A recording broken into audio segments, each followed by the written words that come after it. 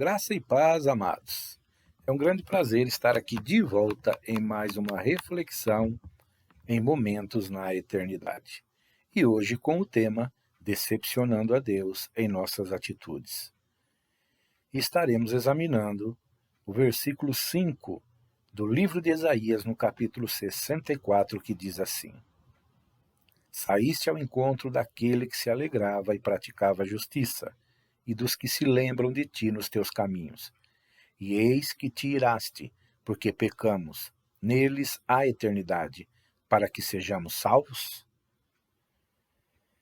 Amados, este versículo está inserido em um contexto onde, desde o capítulo 63 de Isaías, a partir do versículo 7, o povo de Israel começa a refletir e, por este meio reflexivo, confessar a Deus os seus pecados em arrependimento, buscando no Senhor a sua salvação, por meio de seu perdão mediante aqueles pecados cometidos, porém confessados e pelo menos temporariamente abandonados. Eles provavelmente se lembraram da manifestação de Deus a eles por meio de Moisés no Monte Sinai, onde puderam ver a glória de Deus, sendo que ficaram amedrontados por tudo o que presenciaram naquele momento. Está descrito este momento em Êxodo, capítulo 19, nos versículos 16 ao 19.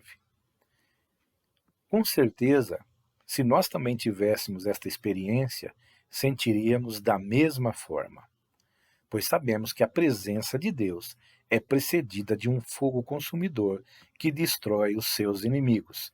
Isto está escrito em Salmo 97, versículo 3. Vemos na questão deste versículo que Deus vai de encontro com todos aqueles que passam a andar conforme a sua justiça. Fato este também comentado pelo apóstolo Tiago, no capítulo 4 e versículo 8, onde ele diz: para que nós nos acheguemos a Deus, para que então Deus se achegue a nós. E ainda que estes passam a ter nele a vida eterna com ele.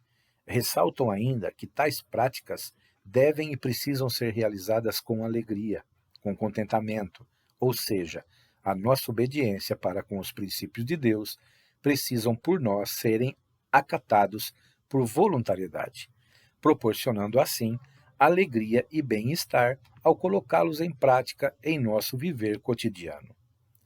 E isto, amados, em todos os nossos caminhos, ou seja, em todas as circunstâncias de nossas vidas, sejam estas boas ou más.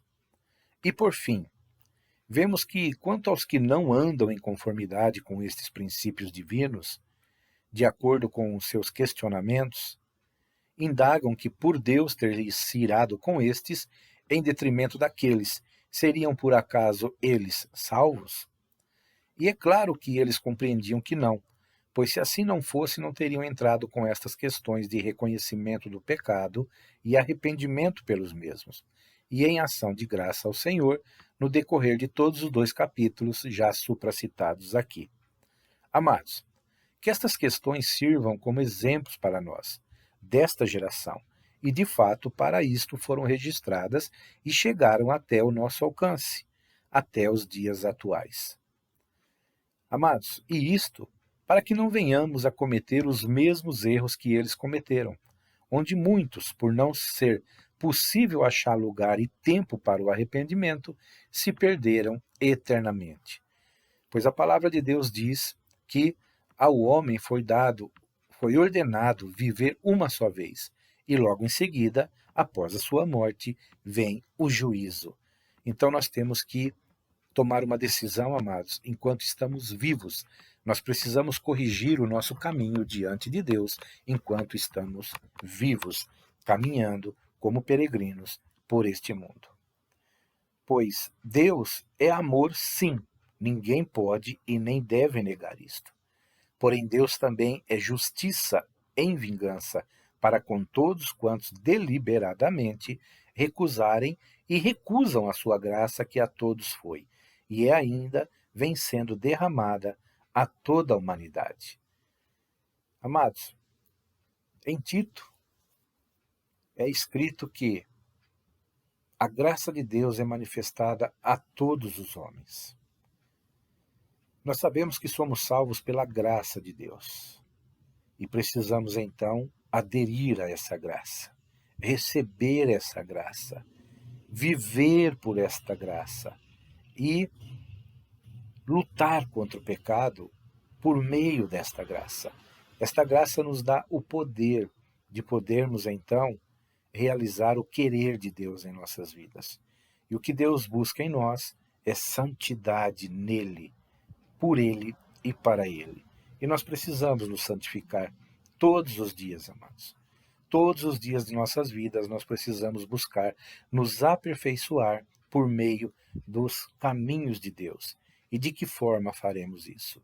Examinando as Escrituras, pois nela está escrita todas as coisas necessárias para que nós venhamos a nos aperfeiçoar até o grande dia, o dia da volta de Cristo, onde ele buscará a sua igreja.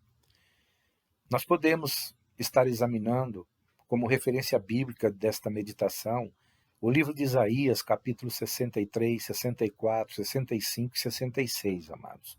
E nós veremos ali muitas coisas do qual podemos aprender, coisas que devemos praticar e coisas que devemos não praticar. Pois a Bíblia, ela é verdadeira, a Bíblia ela é correta, ela é justa, ela não esconde nada de ninguém. A Bíblia coloca verdadeiramente à tona tudo que o homem fez de certo, tudo que o homem fez de errado. E ela, em meio a tudo isto, nos orienta a seguir os melhores caminhos, os melhores dons, as melhores portas a se entrar, amados. E em todas elas está principalmente a porta do crer e a porta da obediência. Estas duas portas estão lado a lado, seguindo lado a lado, estão intrínsecas uma à outra, para que nós possamos estar seguindo por um caminho correto. Sendo assim, amados, quem tem ouvidos, ouça, quem tem entendimento, entenda, e quem ainda não tem, amados, busque em Deus sabedoria, pois ele dá a todos que pede, pedindo, porém, crendo, porque se não pedir crendo, com certeza não recebereis. E agarremo-nos a esta certeza lançada a nós, a palavra de Deus, que tão somente por amor a nós, do Deus que é amor, mas também é justiça e é vingança, amados. Amados, quero deixar aqui um pensamento sobre esta reflexão. Ao decepcionarmos a Deus, as consequências em nossas vidas serão de fato totalmente decepcionantes a nós mesmos, se em tempo não mudarmos esta prática. Espero em Deus poder a cada dia estar seguindo o caminho perfeito, mesmo que ainda sabendo e consciente de que sou imperfeito.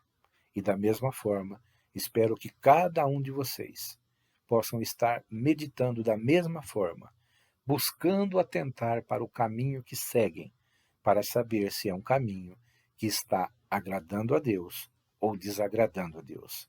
Um caminho que está lhe aperfeiçoando a cada dia ou não. Porque tudo depende de nós, amados. Deus já aplanou os caminhos pelos quais devemos seguir. E são caminhos difíceis, são caminhos complicados em relação ao mundo em que vivemos, mas são e é o único caminho do qual podemos verdadeiramente nos salvar eternamente.